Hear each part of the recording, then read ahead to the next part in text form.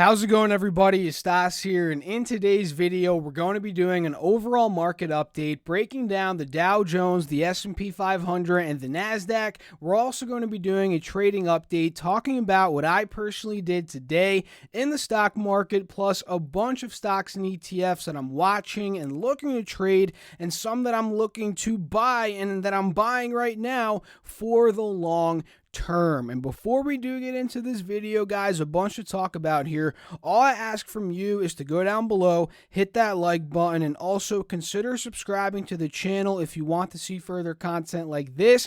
And don't forget, today is the last day you can actually get those 2 free stocks valued up to $1,400 from Webull. All you have to do is go to the description box down below, use my affiliate link, sign up, and put in and deposit $100, and you'll get those 2 free stocks, again, valued up to $1,400. So let's not waste any time, and let's get right into the video, starting off here with the S&P 500. And remember yesterday, I told you guys, and you know this for yourselves if you've been watching the market, this market is like a seesaw. It's up one day, down the next day, up one day, down the next day. So yesterday we were down a pretty massive amount, if you guys remember. And today we were up a pretty good amount, up 6% on the S&P, up $143. And despite this good green day here, right, this is, it's funny because 6% in the S&P is, I guess you can say, a mediocre year, and we had that in one day. And despite this 6% move, guys, we're still downtrending, right? We are still downtrending under the 50 SMA and the 180 SMA, as you guys can clearly see on this hourly chart. And what has been my strategy, and a lot of people's strategies out there in terms of trading this market, well, it's been whenever this market sees a bit of a rally, because it gets overextended due to the fear people have been selling, so it gets overextended. Whenever it sees a rally pop back up, what do? At least, I don't know about you, don't do this because I'm saying it, but I consider shorting every single rally. And by shorting, I mean either actually shorting it via SPY or playing puts via SPY, meaning, I think SPY is going to go down, I'm going to place a put option on it, right? Or there's other methods you can trade this and trade the downside in the S&P. One of my favorites being SPXS. You can also do this, which this ETF goes up whenever the S&P is going down at a 3x rate. You can also play the volatility if the market were to dump by playing TVIX or UVXY. So for me, I honestly think that there's a high likelihood we dump even further, right? And how are we going to, tell if that's going to happen? Well, the futures market, it's already down heavily, guys. Take a look at the S&P futures right now. They're down 47 points. They're down 2%. NASDAQ futures, they're down 2%, down 140 points.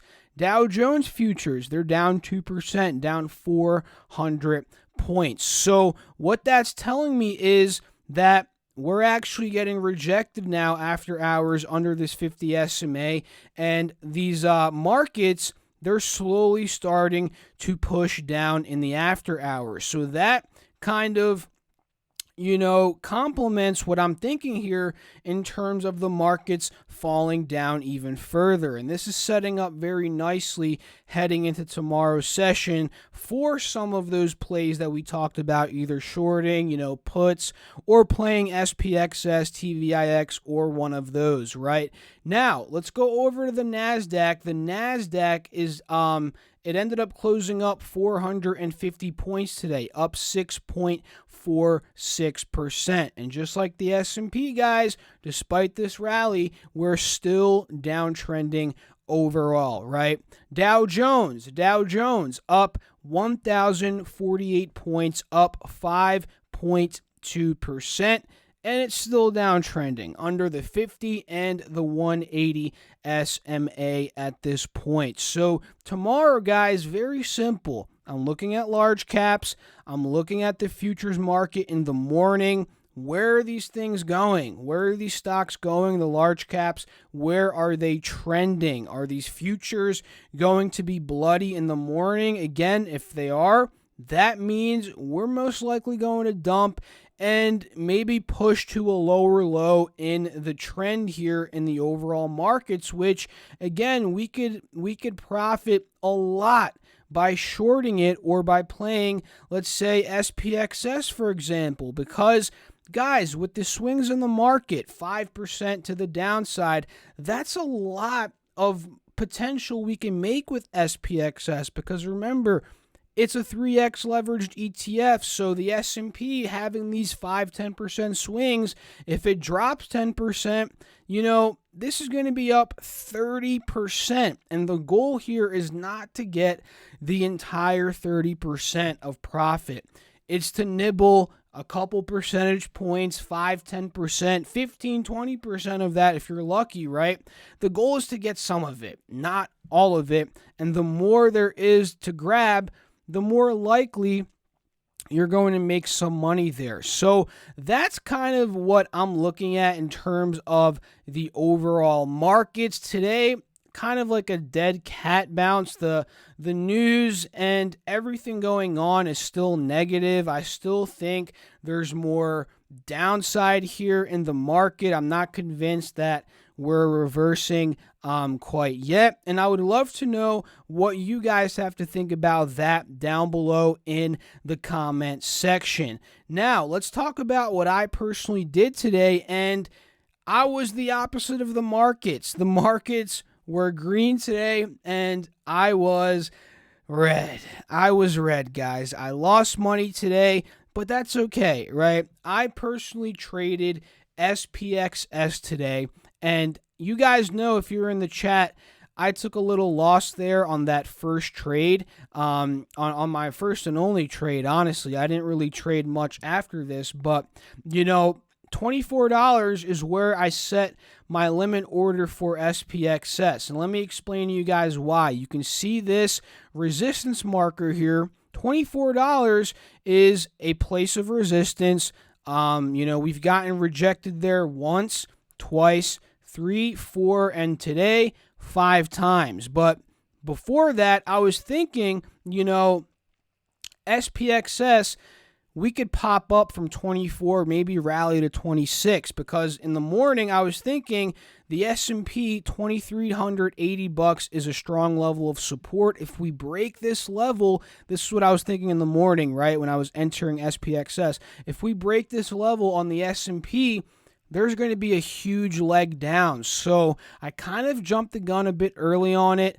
Again, 24 bucks is where I got in on SPXS, and we never really got that big leg down, obviously, right? We got a little dump down to 23, what was that? Like 20, what was that? 23.60, right? We got a little dump down there. From there, we saw SPXS go from 24 to 24.50-ish, but I didn't take the profits there, guys. It was too quick of a move there for me to even consider it. And overall, I was looking for that move to 26 bucks, but we never got it. So overall, I ended up selling out at about $23.40.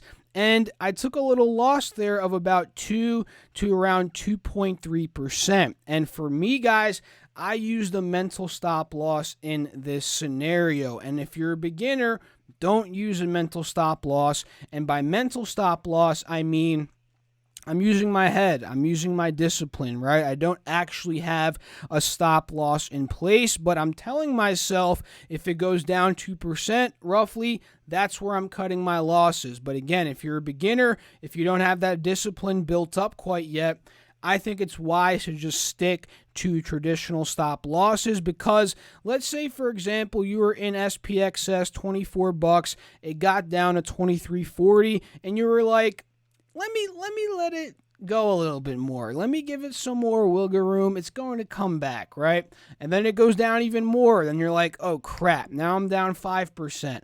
Let me give it a little bit more. Then it goes down even more. Then you're like, crap, now I'm down 10%. That is how you lose money, right? Not being disciplined, especially if you have a mental stop loss, which, guys, I know how beginners trade. I know how they trade, which is why I tell them not to use the mental stop losses. Use traditional stop losses until you build up that discipline, right? So let me know down below in the comments, what are your thoughts on that and any trades that you guys ended up making in the markets today? I would love to know. What a day, right? What a day. Crazy volatile, and it's going to remain that way, guys. So let's talk about now some stocks and ETFs that I'm actually looking to trade and some that I'm buying here for the long run. So the first one I want to mention that I think is getting into a crazy value now, it's not a stock, it's actually a REIT, a real estate investment trust, and that is ticker symbol O, also known as Realty Income. And Realty Income, guys, this thing has taken a cliff dive from 84 bucks just about a month ago down to $51, which is a haircut of around 35%. And if you guys don't know, this is one of honestly the best investments. If you guys compare it to the S&P on years, it might have even beaten the S&P, right? I know you guys know what I'm talking about. If you know Realty Income, you know it's produced pretty strong returns over the past 20 years. And for me, I love this. I love this company, right? I love this real estate investment trust. It's a monthly dividend payer. I think it actually coined the phrase the monthly dividend payer. They might have even trademarked that, which is pretty funny. And if you guys don't know their model, triple net lease, which arguably is the honestly the safest when it comes to longer term contracts and when an investor is honestly looking at an investment in a REIT. I like seeing triple net lease. That gives me peace of mind looking over the next couple of years that I know these payments, they're going to be coming in. It's safer than a lot of these other structures that REITs use and other properties use, etc., right? And if you guys don't know the types of businesses that lease out Realty Income's properties, let's talk about them. I'm sure you guys know. I have a feeling you know some of these. Walgreens, pharmacy, right? Convenience store. 7-Eleven, convenience store.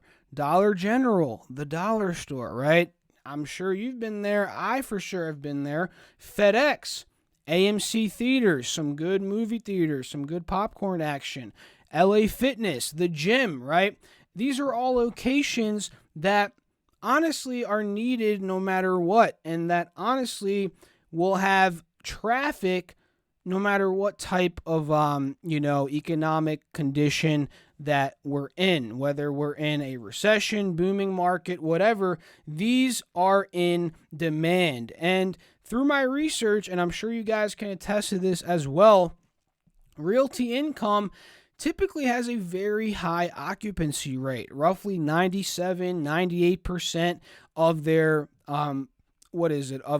buildings are occupied, and that was actually through the previous recession as well. So these are all massive reasons why I want to buy in. High occupancy rate, or actually buy more. I already own it, right? High occupancy rate, favorable locations, triple net lease, right? This is all fantastic in my personal opinion. And the dividend yield and the monthly paying of the dividend, right? The dividend yield at this point is like a 5.3%. And whenever Realty Income is between 5, 6%, 7% dividend, that is when it is very, very valuable. Back when it was 70, $80 per share. The dividend was around 3%, which not amazing. It was a bit not as good of a deal back then. Still a decent buy, but here I'm thinking it's getting to a screaming buy again, especially as that dividend yield goes higher. And when stock prices go down, guys, dividend yields go up. If you guys don't know the correlation, that is how it works, right? Which is why the dividend is higher now for Realty Income. Another stock that I'm looking to buy, and I've been talking about this a lot, is Disney, guys, ticker symbol DIS. They're closing down a lot of properties. Disney over in Orlando, Paris, Shanghai is probably still closed. And honestly, guys, that's affecting the business. But at this point, I think a lot of it is already priced in, and Disney at $80, $90 per share, that's a pretty good buy in my eyes. So I'm personally going to wait and see if the markets in general take that leg down that a lot of us are expecting, that next leg down. And if so, if that happens, a lot of these stocks, ETFs, they're going to get to better prices, and that is where I'm looking to buy, right? I'm not looking to buy on these green days, right? The beauty of it is now that we have this seesaw market, up, down, we can pick and pinpoint buying on the red days, right? So if tomorrow is a red day, that is when I'm going to do my buying for the long term, not when the stock market sees a rebound day like it ended up seeing today, right? Johnson & Johnson's another one that I'm looking to buy, but not today because it saw a rebound, right? It saw a 7% pop. So if we get that leg down, Johnson & Johnson gets down to 120, 125, that's where I'm looking to buy more of Johnson & Johnson. Same thing with Boeing, right? Boeing got to $100 per share today, and I'm looking to buy there. If we go back down there tomorrow and even lower in the 90s, I will be loading the boat up on Boeing. So those are the four main ones that I'm actively buying right now, that I'm putting money in for the long term.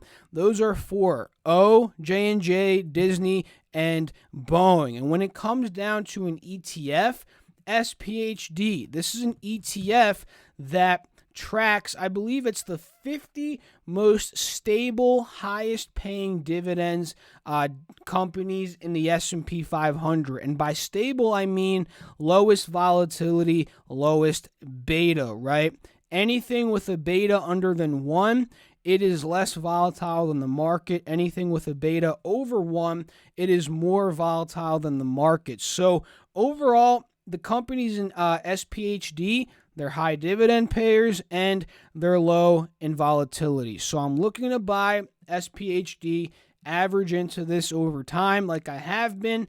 And it's also a monthly dividend payer like Realty Income, and it pays roughly 5 to 5.5% right now in terms of a dividend yield. So let's talk about some tech. Tech today, Netflix up 7% on the day. Quite the rally there. Microsoft up 8% on the day.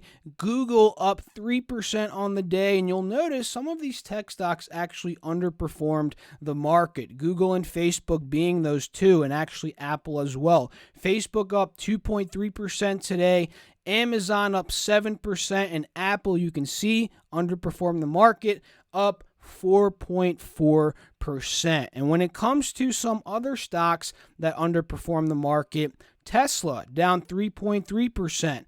Uber today, guys, got absolutely hammered, down 6.8%. CCL and the airlines and the cruise lines continue their terrible path. CCL down 12%. It's down at $12 per share, guys. You can't make this up. This is insane. RCL, Royal Caribbean, down another 7.6%.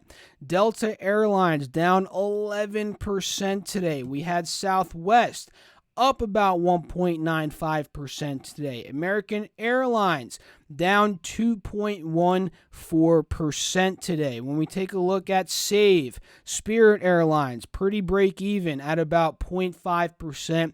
in the green. So overall, markets did well today, but a lot of the laggards out there, a lot of the stocks that are still doing poor, they got crushed regardless, right? And these futures, they're going down even more as I speak. S&P down 2.1%. So the downtrend, guys, is continuing, meaning we may get better deals in the markets tomorrow and, hey, maybe through the rest of this week. And in terms of market ETFs, guys, you know, when it comes to volatility, TVIX and UVXY are my two go-tos. When it comes to trading the NASDAQ in particular, let's say I want to short the NASDAQ, SQQQ is a way to do that. It goes up 3 times whatever the NASDAQ is going down. And the same thing SPX for SPXS, but the only difference is it trades based on the S&P 500, right? Let's take a look at gold here. Gold saw a pretty big rally. It's up about $13, up 1%, but overall, it hit $14.50, strong level of support, and now we filled the entire gap up to $15.50. So this is where we're trading for gold. I'm thinking if we break this level, expect another $1,600 push for gold. And when we're looking at silver, silver's up a nice 30 cents today, up 2.2%. And I honestly think silver has a lot more potential here since it's been crushed a lot compared to gold. So I'm looking at USLV actually, which I don't talk about this one much on the channel, but this is an inverse ETN that trades based upon silver, right? It goes up whenever silver is going up. So if you're looking to play, along on silver, and mind you, ETNs, don't hold them overnight, but if you're looking to day trade that potential upside for silver over these next couple of weeks, this is a great way to do it. Ticker symbol USLV. And when it comes to crude oil, guys, a lot of people ask me about crude oil. I am not going long on oil, guys. People have been asking me, are you buying up oil stocks?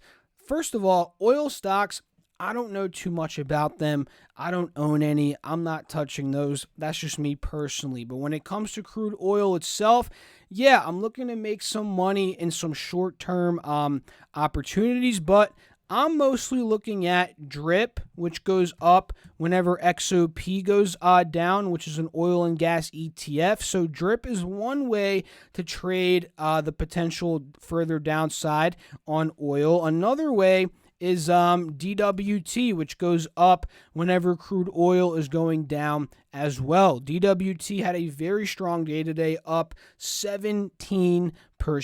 So those are a couple in terms of silver, crude oil, gold that I'm watching as of right now.